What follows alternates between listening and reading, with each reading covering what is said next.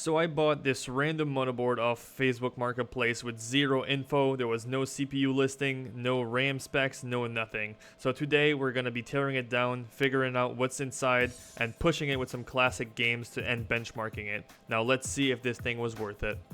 Alright, so this is the second board that I got from a guy on Facebook Marketplace. It's a Asus IPLBL L8. It has DDR2 RAM, and from what I can see from these sticks here, they are 1 gig each at a 666 megahertz speed. Now, there was no other specs. I don't know if it works. I don't know anything about this. So, if we're lucky, we have a Intel 2 Duo or Quad in here. If we're unlucky, there's a Pentium dual core or Celeron. But I'm thinking since there's 4 gigs of RAM, this must have been a powerful enough machine. So I hope we do have a good processor in there. I think before even booting it, I'm going to take off the cooler and try to see which CPU we have, and also apply new thermal paste to make sure that we don't fry anything. So let's start with this. I'm gonna take off this cooler. There you go.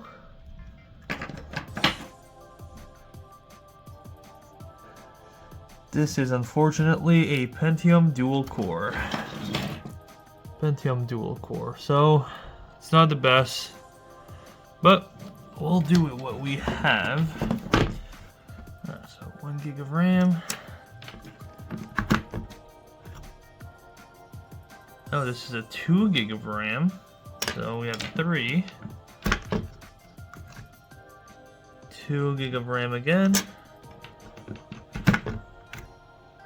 and a 1 gig of RAM.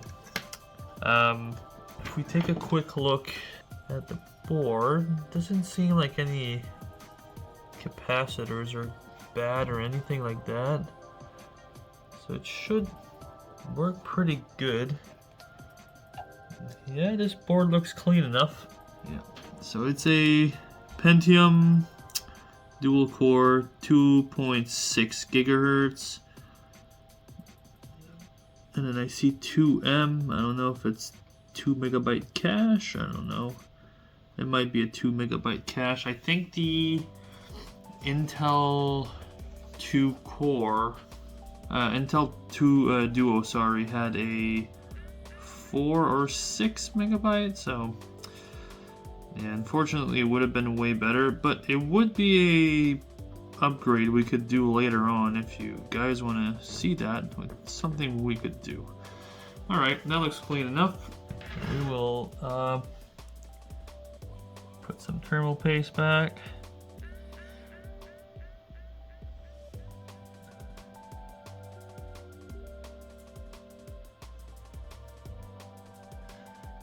There you go.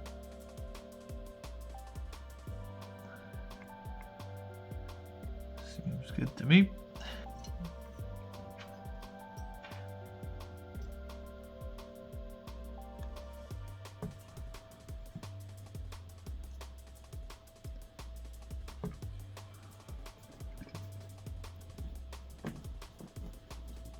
And there we go, they're all tightened. Let me put back the power to the fan. There you go. Solid, solid. Everything else looks clean. I'm not sure about this cell battery here, how good it is. So let me just do a quick voltage check. Ah, there we go, it's that easy. All right, so let's do a quick voltage check.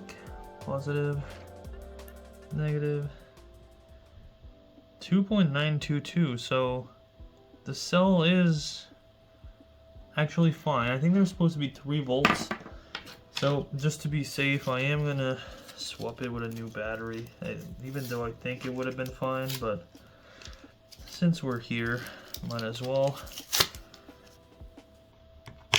There we go, new battery in. So I'm gonna put the 2 gigs in. Let me get the power supply that I got with the board. Here we have the power supply. I was looking inside, all the capacitors seem fine. So I guess I'll have to move the power supply in the back, but the 24 pin, huh? And that one would go way over here. And then I'm missing 4 pins. Alright, well, I guess we're just gonna try it like this. We're just gonna send it on 20 pin, see if we have any issues or anything. So I'm gonna plug it in now. We have power to the power supply. Now we need to short, I don't remember which pin we need to short to start. Nope. So it is spinning. No beep, no nothing. That is good news. So let me try to plug a monitor in and see what we have. Alright, so I plugged in a keyboard. I'm gonna press F2. Let's see if we can get into the BIOS. Yeah, we're gonna put CD-ROM as first, and then hard drive. Hard drive group? Yeah, hard drive group. That's good. Alright, so let's go ahead. I got the 40 gig hard drive here. IDE. We're gonna plug it in this one. Actually, it plugs in reverse like this.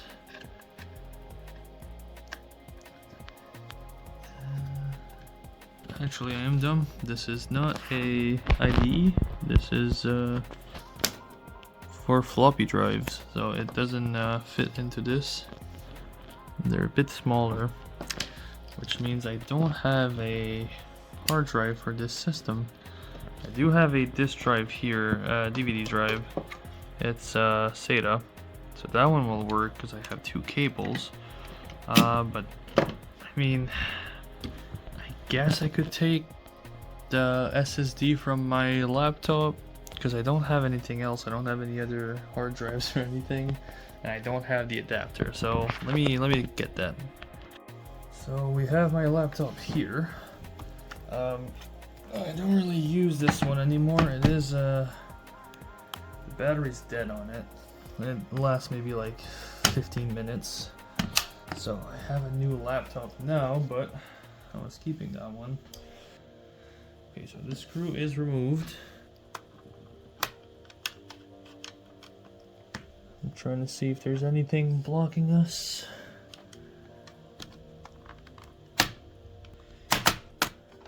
There you go. So there's my RAM, there's my SSD, 1 terabyte. Alright, there we go. My laptop is now out of storage. Get this set up back in. Now that we have this, we can plug in this here. Like a SATA. On the right side. Nope, it's the other way around. There you go, hard drive is in, and let me get the disk drive because my Windows XP is on the disks. So let's make this work. There you go, so the disk drive is in, the SSD is in. Let's get the monitor back up. Windows setup, look at that. Alright, so it did load up. If we press enter, and then agree for F8, and then we see the 1 terabyte, and we see a full partition here, so we will install on it. It cannot recognize. Okay, so let's delete the partition. Yeah, you can remove my data, I guess. let's create a partition, and I don't want to put 1 TB. I'm afraid that might break Windows, so I might just put 100. Yeah, I think I'll just put 100 gigs. That should be enough. I don't think there's a max for Windows, or I just don't want to cause any issues. It should be fine though. Let's just do 100. That should be good enough. So let's use this partition. Let's do a quick one because we don't have all day. Welcome to Microsoft.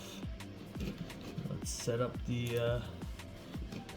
So no, I don't think we want to automatically update. There's not many updates. Let's name this one Robert. I named the PC Robert. Feel like it's an appropriate name. There you go. Hardware, device manager. So there is a few things that we don't have, but it's all good. I have a USB with tons of drivers, which we'll try to find. I'll eject the disk drive because that's making a lot of noise and rumbling. Alright, so I have it right here. Time to see if we can load these drivers. We are going to go install daemon tool. I mean, I could burn a disk with the drivers, but you know, it's just way easier to do this. So we will go into here, mount an image, my computer, removable disk, universal driver, and here's the ISO. And there you go. So we will go update drivers, no, next, advance. We will, yeah, I mean, it's already searching for this, but I'm gonna tell it, like, look only in this drive right here. Oh, not this, but universal E. Yeah, look, include this folder there. I think I don't need to do it because it's already scanning for disks, so it should have been fine, but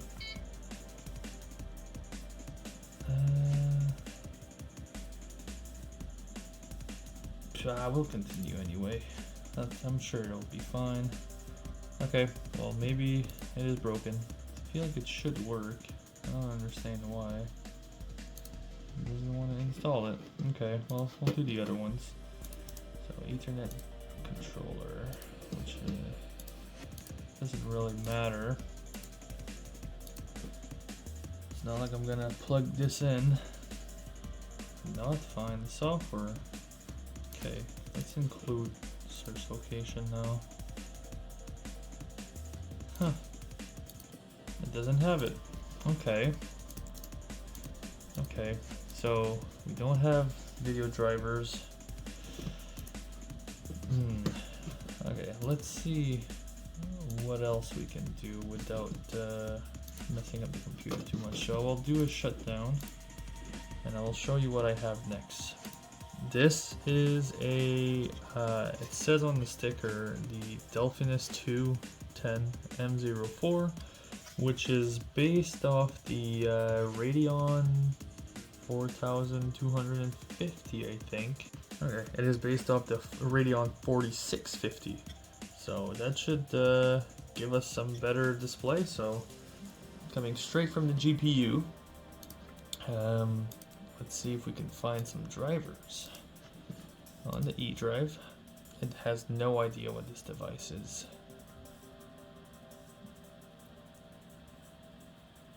Yeah, and I don't have the drivers for it, so I'm gonna have to find drivers for a lot of stuff. Now, let's see this one.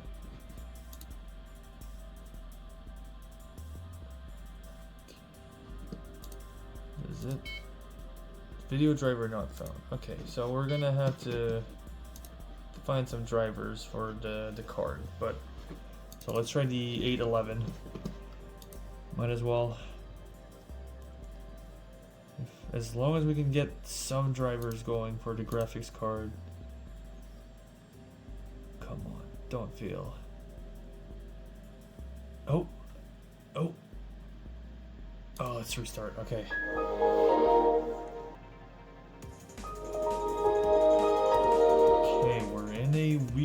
widescreen mode right now.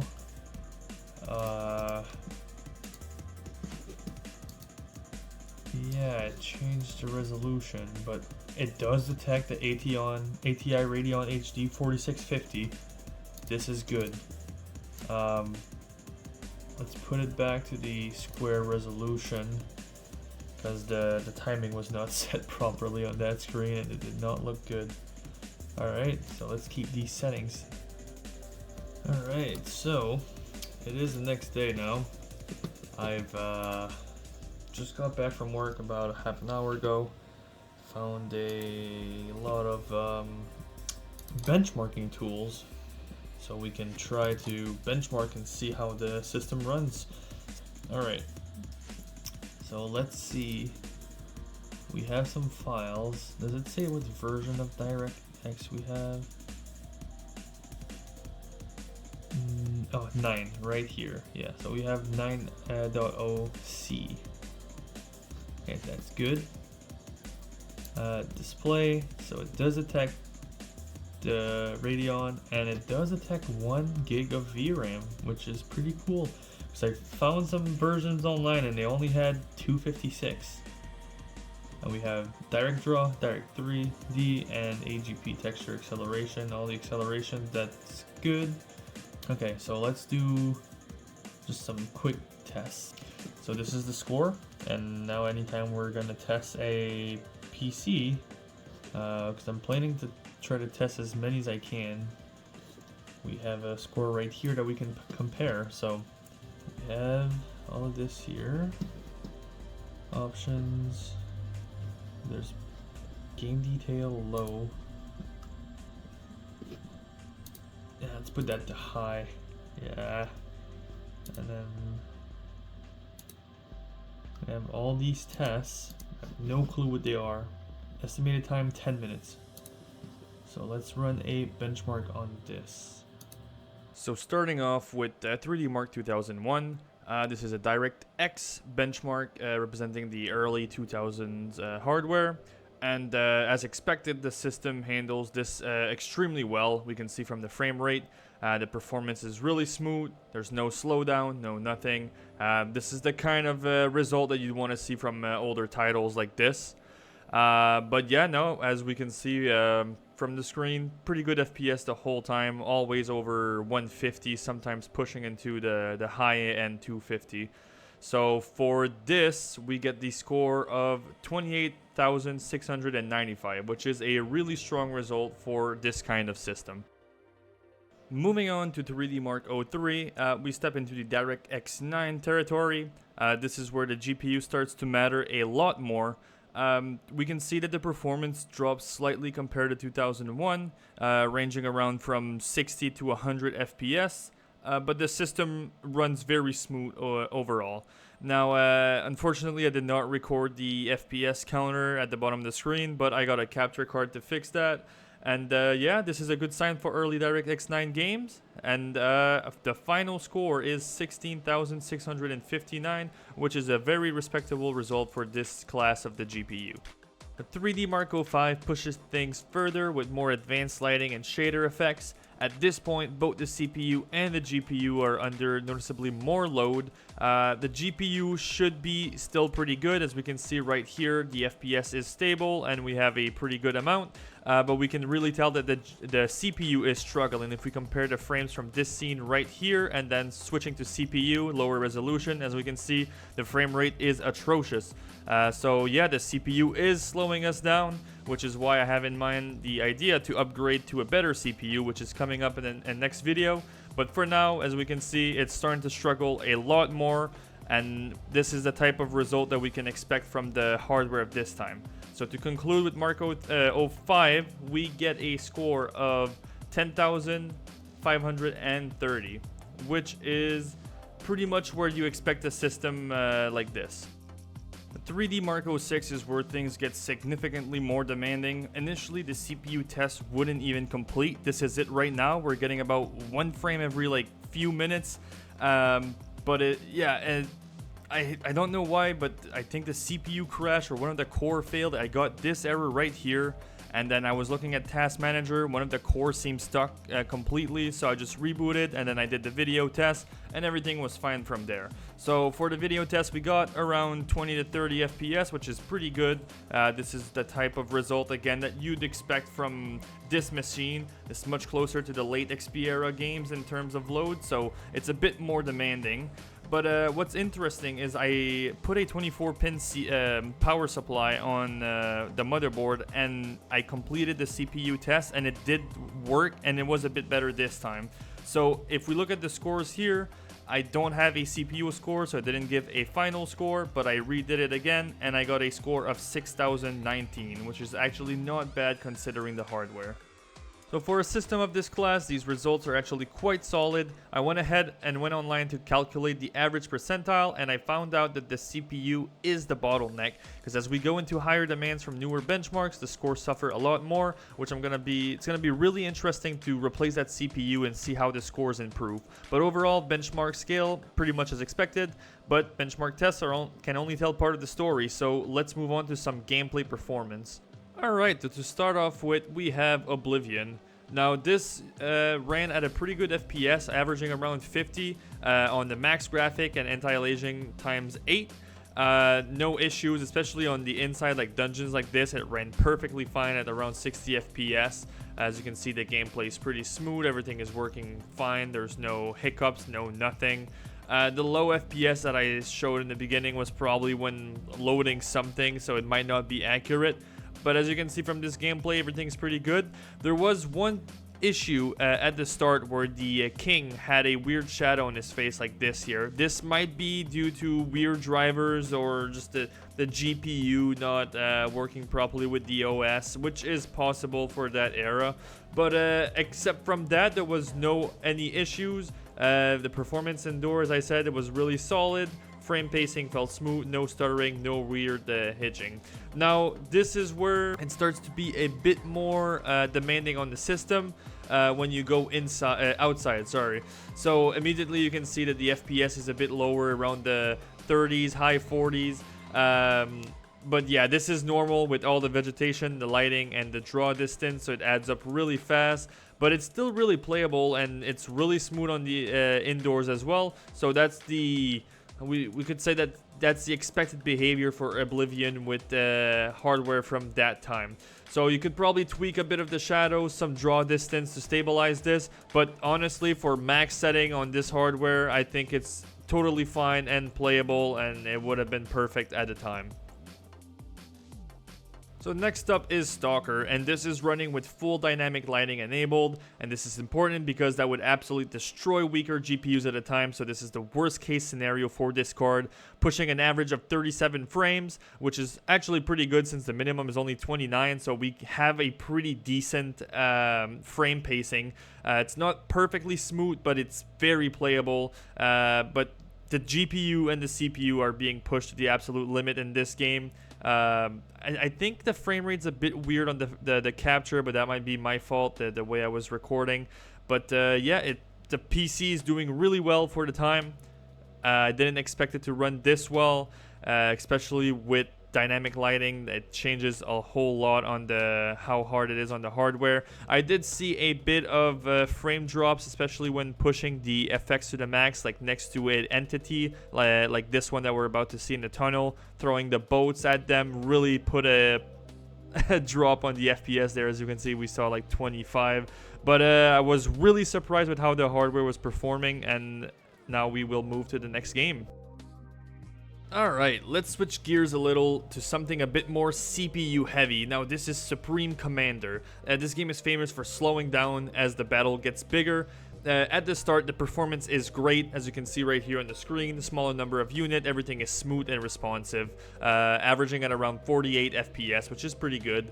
But when I start to add a lot more units to the map, controlling them, you can see that the frame rate is starting to dip slightly, especially if I'm zoomed out all the way. But nothing major yet. It's just barely noticeable. Everything is running still pretty smooth for the time. But when you start to scale things up a lot more with a lot more units and attacks and effects like this, as you can see, the frame rate starts to drop a lot more.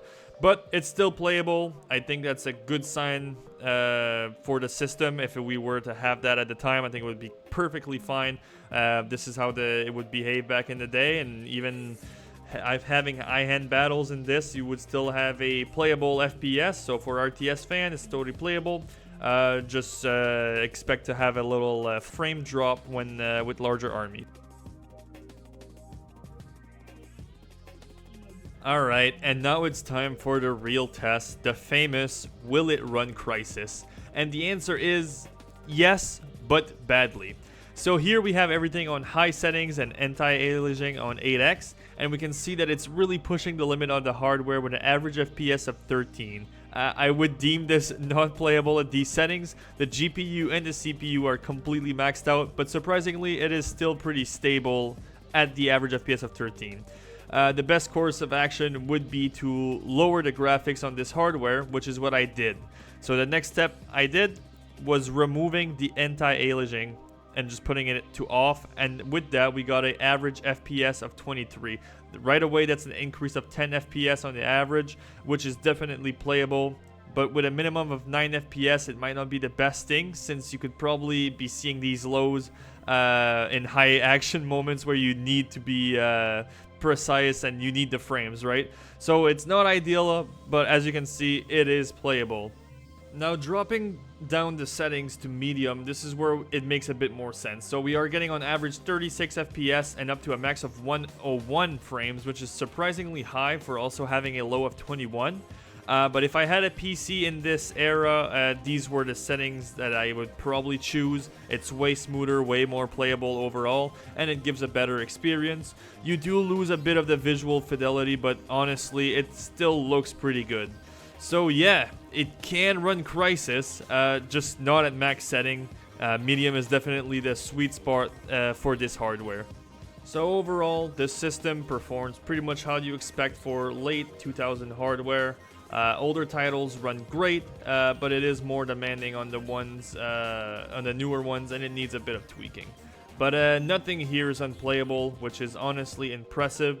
For a random marketplace find, this turned out to be pretty solid. So if you guys enjoyed the video, just leave a like and a comment, and just let me know if what I can improve for these videos. If you guys want to see more benchmarking, more gameplay, more hardware in-depth review, just let me know what you guys want to see. And if you want to see more content like this, then just subscribe, because I'll be posting a lot more. I got tons of videos, ideas to start recording, and I can't wait to show you guys what I have. So have a great day, guys.